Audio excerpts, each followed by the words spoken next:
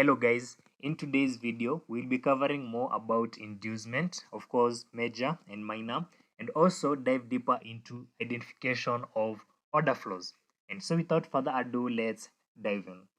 If you can clearly remember, we said that the liquidity resting above, in this case since it's bearish, the recently formed valid pullback on that impulsive move is what we call the inducement. And also we said that if it occurs after a break of structure, then this one here will be now the major inducement. But if it occurs before the break of structure, then that's a minor inducement. So in this case right here, we know when a break of structure is formed, of course, after the inducement is taken out. This one here is confirmed to be a swing point. And so if price reverses and breaks past this swing point, then our break of structure is confirmed. So in this scenario, the inducement here is a major inducement because it occurred after the break of structure. So this one here is our major inducement. And also remember the order flows, we mark them on the impulsive move. This one here is the corrective move, and this one here is the impulsive move. So both the order flows, the order blocks, everything, we usually mark them on the impulsive move. The engineering liquidity, the inducement, all of them, we mark them on the impulsive move. So this one here is our major inducement, and the scenario is pretty much clear. Right here, if I am to mark the order flows, of course, this one here is the extreme order flow, and the next order flow is this one, which is the decisional order flow because it is the swing that actually caused the break of structure. And of course, the last one is the SMT, which occurs before the inducement, and we usually not pay any attention of the reaction happening here. And this one here is actually an invalid one. So that's a easy scenario, and I was just wanting to make you guys remember what we have covered before we actually cover the modification. And exactly right here now we have covered that, and we are now into the next scenario right here. All right, so this one here is our next scenario, and we can clearly see, of course, the procedure does not change. Take out of inducement, this one here is confirmed to be a swing point, and if price reverses and breaks past the swing point, then our break of structure, of course in this case to the downside, is confirmed. Alright, so where is our inducement? Because we know after the break of structure, our next step is identifying the inducement. We can clearly see that this one here is the recently formed valid pullback, and most of you guys will identify this one here as your inducement. But in this case, you will be wrong because you can check here that this here is happening. You can clearly see here there is this order flow, and this one here, this pullback is inside this order flow. And in this case is when now we don't use this one here, we use this one here, because this pullback was engulfed inside this order flow. If that wasn't the case now, and let's say price broke past this low, I mean this low right here, then in this case this one here will be now our inducement. And since this occurred before the break of structure, of course now it will be our minor inducement, and of course the trading range high, which is this one here, will be now the major inducement. And so if we were to identify the order flows in this case, then this one here of course will now be our extreme order flow, and in this case we can clearly see it's mitigated, so this means it's invalid. All right, let me get rid of all of these, or let me just leave that one, or let me just leave it that way. All right, so this one here is our mitigated order flow. You can clearly see here it was mitigated by this valid pullback, the retracement inside this extreme mitigated order flow. And so our extreme order flow now, or we need to shift to the next, of course, because this one here is already mitigated. And so shifting to the next, this one here becomes our extreme.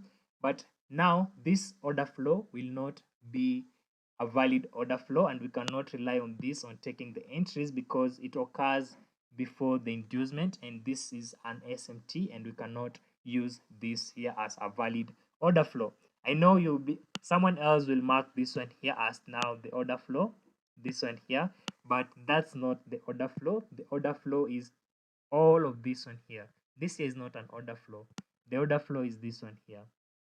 Take note of this. This is very, very important. So this one here is the order flow, and you can clearly see that this order flow is occurring before the, you can clearly see here, this here is our the inducement. So exactly right here, this here cannot be a valid order flow, but in that case an SMT. All right, so let's move into this next diagram exactly right here. And the procedure is just the same. This is a valid break of structure. You can clearly see inducement taken, swing point, price reversing exactly here, and breaking past this one, confirming this one as a bearish break of structure. All right, so where is the inducement? Exactly here. This is the inducement. And in this case is the major inducement. Why major? Because it occurred after the break of structure. And you can clearly see that our corrective move is a one leg, exactly right here. Checking this previous scenario, our corrective move was either a double leg or a triple leg. Like in this one here, this here was a double leg. You can clearly see the first leg, a pause, then the other leg. So this here is a double leg, but this other scenario, you can clearly see that our corrective leg is like one, is a single one. So in this case now, where is our order flow? How will we be marking the order flow? All right, so this here is pretty simple. This is our SMT. And I know someone here will mark this one here as the extreme order flow, but in this case, you'll be wrong. Even if you mark this one here as the extreme order flow, you'll still be wrong. You can clearly see that our corrective move, it was a one leg. It didn't have even a single valid pullback. So this means that all of our corrective move is now supposed to be the order flow. All of this one here will now be the order flow. And in this case, then it's mitigated exactly right here. And so in this impulsive leg, there is no any order flow, because this one here is our major inducement, and this one here is of course the inducement. All right, so in this other scenario, you can clearly see it's also a one leg, and in this case, yeah, this is the inducement here. So that's the inducement. And yeah, that's the inducement. Why the inducement? Because it is the recently formed valid pullback high, and the liquidity resting above there, it's what we call the inducement. Now let's say a scenario like this, yep, like that. And let me take the polyline and do something like this. All right, so where is now the, in this scenario, where is now the inducement? In this case, someone else will mark this one as the inducement, but that's not the inducement, guys. The inducement in this case is this one here. Take note of that, and this is very, very important. And why should we consider this one here as the inducement? Is because this one here is engulfed. I mean, this, we cannot use this high as the inducement because it's engulfed inside this order flow. You can clearly see here this order flow. I know you can see a second leg here, and someone else will see this one here, will refine this one here to be the order flow, and so that now I can use this one here to be the order flow and mark this one here to be the inducement now. But in this case, you'll be wrong because the order flow you're marking is wrong, and the order flow that needs to be correct is this one here, and that's now the correct order flow that you should be using. You should use the whole of this. Same right here, this one here is supposed to be the order flow exactly right here, but now all of these, the ones that I'm marking, these are not the, like, we will not be using these as the correct order flows, because you can clearly see that our corrective move is made up of a single leg, and so this means that all of these are just minor order flows. So this means that in this scenario, we will only be considering the order blocks. And also in this scenario, our minor inducement is this one here, and our major inducement is our external liquidity. All right, so guys, what if the scenario was like this? All right, the same, this doesn't change. Price has taken out the inducement, and this here is our ultimate break of structure to the downside. This means now our trading range ranges from that high and currently ending here. So now, which is now the minor inducement?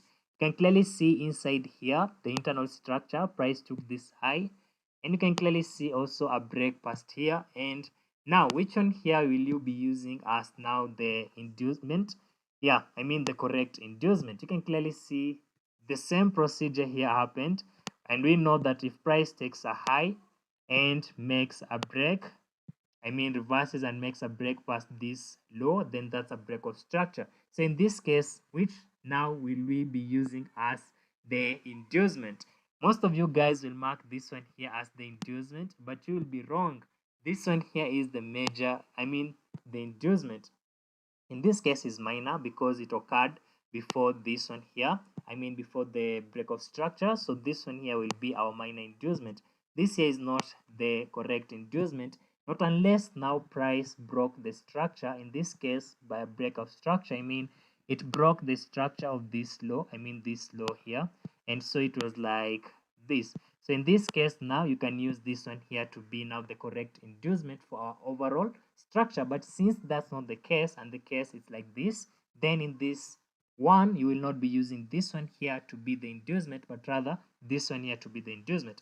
And so for the same scenario, let's mark the order flows. All right, so the order flows in this case, it's easy. You can see the corrective move is a 2-leg. You can clearly see the first leg is this one here, and we had a pause, and then we had the second leg. So that was a double leg. The retracement was a double leg, and this means now our order flow is this one here. The extreme order flow is this one, and in this case it's not mitigated, so this means it's valid. And all right, so the next order flow that comes after it, I know someone else will mark this one here to be the next order flow. You will be wrong. That's not the correct order flow that you'll be marking, but rather the correct order flow that will be marking, it's all of this structure, guys.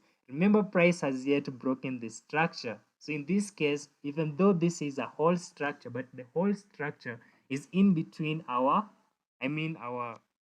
mother structure. So this is just a child structure, and we'll be using all of this from this low all the way to that high. The correct order flow is all of this swing. Don't use this one here as the order flow. In this case, we'll just be refining the order flow and we'll be making wrong decisions. So just use all of this one here to be the order flow.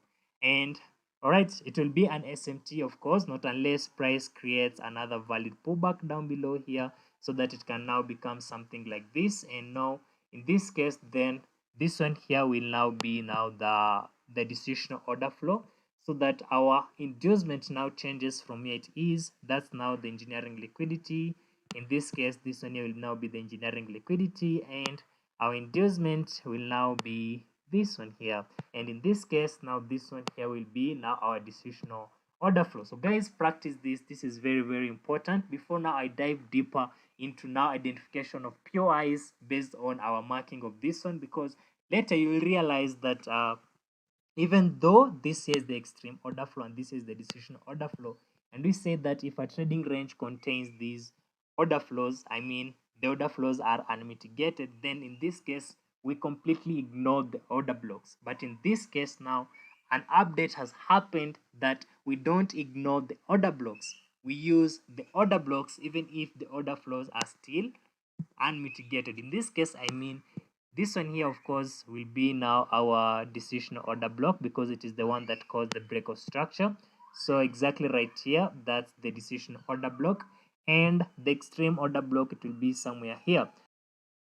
So let's say now price comes to mitigate our decisional order flow without diving deeper into our decisional order block, and gives a reaction, and then later fails this reaction and goes towards our decision order block. Of course, you will see some reaction from this, and this order block can be used as a reversal point. I know based on the previous playlist, I say that this order block is invalid because the order flow in that case failed. But now here is the update. This order block is valid, and if you see a reaction, a pretty much good reaction, you can take the trade all the way towards the external liquidity, and it will be valid. Even though there is the extreme order flow up here, this decision order block is still valid, and a reaction from it will still be used for the reversal, even if this order flow is on point and not mitigated. So guys, that's it. And if you are yet understood, worry less, because on the next part I'll be explaining deeper of what I have explained on this last representation, so that you guys can have a solid understanding of true SMC. So guys, if you have learned something, drop a like and see you in the next part.